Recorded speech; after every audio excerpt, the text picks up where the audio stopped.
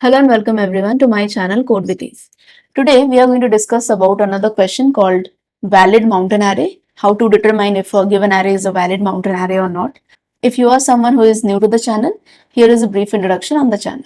Hi, here's a brief introduction for the ones who are new to the channel. The objective of Code with Ease is to make problem solving in programming simpler. If you are someone who wants to become a great developer and wants to level up their skills, data structures and algorithms is indispensable and you need to form a solid foundation of that. And this is exactly where we come in. Because we post topic wise video explanations in Java on various coding interview questions that can not only help to crack the coding interview, but also help to improve and refine the problem solving abilities as a developer. And finally, here is the USP of our channel. We code every solution live, we do not copy paste code snippets. We start off by clearly defining the problem statement, the given inputs, the required output, time and space complexities.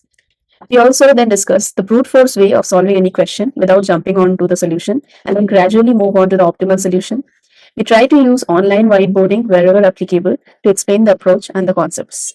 So that is all about us. So if you guys also want to be a part of this journey, do support us by subscribing to the channel. So with that, now let's get back to the question.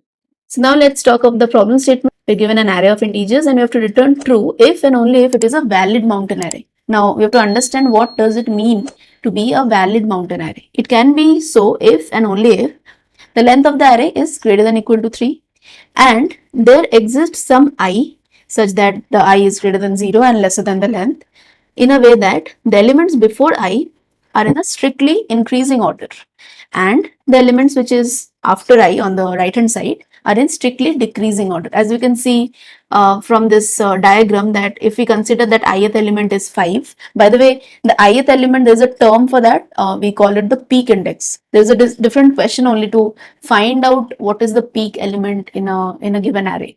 In a given mountain array. But this is not the question. We are not supposed to find anything. We are supposed to determine if that is a valid mountain array or not. Once we are able to understand this question, it will be very easy to understand the other question also, in which you have to we are supposed to find out the peak element in a mountain array, which we will discuss in some other video.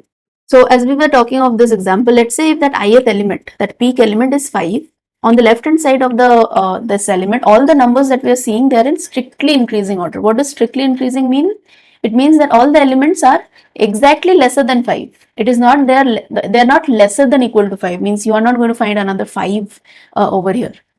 And coming to the right hand side, what is strictly decreasing means all the elements after 5 are in a decreasing order, like 5 and then 2 and then 1 and then 0. It is going in the decreasing order. So this is the condition that needs to be met. First, length has to be greater than or equal to 2. And the second thing, we have to find out such an index so that the left hand side of the index, the elements are in strictly increasing order, and the right hand side of the index, all the elements are in strictly decreasing order. That's it. If we see the second example, however, it is not a mountain array because although it was strictly increasing, at some point we got another duplicate element. And 3 is actually equal to 3. 3 is not lesser than 3, right? So that is why it broke that condition. That is why it is again and again stressing upon the word called strictly increasing or strictly decreasing. So that's about the problem statement. We have to determine whether the given array is a mountain array or not. Now let's think about the approach for solving this. So here I've taken this array which is a mountain array, and here I've written the two conditions. First of all, the length of the array has to be greater than or equal to 3, and we have to find out the elements which is lesser than that peak element, and the peak element is anyway greater than the rest of the elements to the right hand side. And here is the pictorial representation of this array itself. So we have this array elements like 0, 2, 3. It's like it's in the strictly increasing order, and then we find out this peak of that array, and from then onwards all the elements are in decreasing order. So now let's think of the approach for solving this. What is the thought process? We will have to traverse the array. We'll start traversing the array and we'll keep on checking if the current element is lesser than the next element, like 0 is less than 2, 2 is less than 3. So far so good.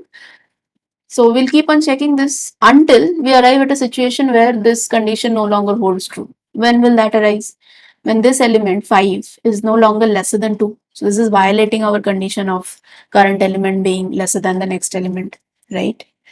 When this happens, we also have to simultaneously check that if, okay, fine, I found an element which can be my potential peak element, but I also have to check that the elements to the right hand side of the peak element should be in a decreasing order also. If it is a condition like, okay, 5 is greater than 2, what if after 2 we have another element called 6, which is not following that condition? So that is why we have to check on the right hand side of the peak element if they are strictly decreasing order, and we also have to check in the initial half whether the elements to the left of the peak element are also in the strictly increasing order. So two parts to this. You have to check on the left hand side has to be strictly increasing till we reach to a point where we actually arrive at a peak element, a potential peak element. And then on the right hand side, we have to keep on checking if to the right hand side of that element, all the elements are incorrect, decreasing strictly, sorry, this is going to be strictly decreasing order or not. That is a breakdown of this question. In two parts we have to solve. Now when we talk of left and right, this should give an indication of the use of pointers, because in one single traversal it is not possible to check that. We have to do it in different traversal, in multiple traversals. And since we are talking of indices which is going to start from different points of the array, one is going to begin from here, another is going to begin from here. This gives us a hint of using an algorithm which is two pointer algorithm, but the pointers are going to be in the opposite direction. That's what we have to do, right? We have to make sure there's a pointer, this left one, which goes on from the starting till the end, towards the right, and this one, it starts from the end and it goes to the left hand side and keeps on checking whether they are in the strictly decreasing, and this one will check whether they are in the strictly increasing. That's all. So when we are using this two pointer algorithm, now let's try to write down the steps for solving this question. So what are the steps going to be? First of all, we'll take the left pointer, which is going to start from 0, the right pointer is going to start from the end, and then we have to make sure if the current element, what we have, the ARR of left, is less than ARR of left plus 1. And we have to keep on doing this. This has to be inside some loop until we break the loop.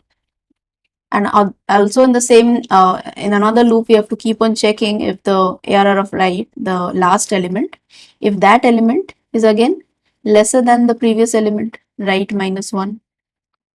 Like it is here in this case, 0 is less than 1, 1 is less than 2.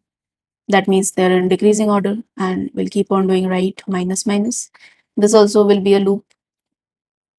So we have two loops back to back until we reach a point where this loop also breaks because this condition is no longer satisfied, and then this loop also breaks that this is no longer satisfied.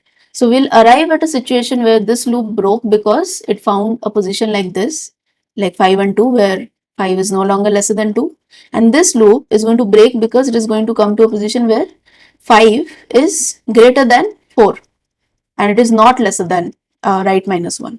So ultimately this so ultimately left and right pointer, where are the standing? The comparison is always happening against 5, right? 5 is not lesser than 2. 5 is greater than 4. So we are stuck at this, and this becomes the peak element. So left and right essentially will come to a peak element if these two conditions are breaking because of the failure in these conditions. So once this happens, then left and right has to be at the same position because now that is where the peak element is. So the moment we come to a point where left and right are equal, and also we have to make sure that left is greater than 0 and right is also lesser than n minus 1. Why we are doing this check also? Because we are making sure that left is not the first element. Means the peak element should not be the first element, and the peak element should not also be the last element. So to summarize, first of all, we are starting from left hand side. We are starting two pointers, one from left, one from right. We are keeping on incrementing the left pointer as long as this condition is true, and we are keeping on decrementing the right pointer as long as this condition is true. The moment both the loops are breaking is where it is going to come to this condition, and it is going to simply check whether left and right, the indices of this, are now at the same index or not. If they are, means we found the peak element. And apart from that, we are also checking and making sure that even though they are at the same position, but they should not, the element, it should not be the first element itself, or it should not be the last element. It should be somewhere in middle. Only then we can ensure the two conditions of strictly increasing and strictly decreasing. That's the whole point. So once all of this is done, then finally we can return true. When we will return true, if this condition is satisfied, we'll return true. Else we will return false. Because when either of these are not true, this means we have not found the correct peak element. So that's the approach for this. Let's quickly do a dry run also. So as we said, left will start from here, 0 is less than 2 this. So finally left will come over here and it will break because left is no longer lesser than 2. Means left is no longer lesser than left plus 1. So left stops here. Now the right pointer starts from here. 0 is lesser than 1, fine. 1 is lesser than 2, fine. 2 is lesser than 5, fine. But 5 is again not lesser than right. 5 is again not lesser than 4. So right will stop here. Now left and right are at the same position. And also left is greater than 0. And also right is less than n minus 1. Means the index at the last position. They're at somewhere in the middle. And that is why 5 is the right peak element. And we are going to return true. That's it. Now let's see how to write the code for this. So let's define the pointers first. The left is going to be 0 and we'll have a right pointer which is going to be n minus 1, that is arr.length minus 1. Then we'll have the loops. So first of all, we are starting from the left hand side. So we'll say that while left is lesser than, okay, I'll also define a variable for n, which is going to be the arr.length. It's easier to reuse the variable than defining it again and again. So we'll say that while left is less than n minus 1 and arr of left is less than arr of left plus 1. If this is true, we'll continue to keep on incrementing the left pointer. And we'll have another while loop for the right. So while right is greater than 0 and arr of right is less than arr of right minus 1. And we'll continue with decrementing the right pointer. So just a note, like why are we adding this condition? Because we are doing this left and left plus 1, right? So the moment we come at the end of the array, if we do plus 1, it is going to be out of bounds. So we are going till the second last element so that this check doesn't lead to an exception. Similarly, for this check also, we are comparing from back. So if you go to the first element and if you do right minus 1 of 0 is again going to be out of bounds. So that is why we are going only till the second element. And we are comparing second and the first element. That's it. Okay, so now we are done with the loops. Now finally what we have to check is the moment these loops are broken because of the violations in the conditions, then we have to check also, apart from checking that whether left and right are equal or not, apart from checking that, we also have to check whether left is actually greater than 0, means assuming, so we are also checking whether left is greater than 0 because we have to ensure that this ARR of left is not the first element. The peak element is not the first element and also the last element is not the peak element. So right should be lesser than n minus 1. If all these conditions are satisfied, we are going to return true. Else return false.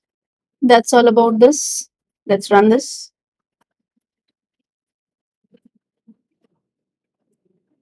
We'll submit.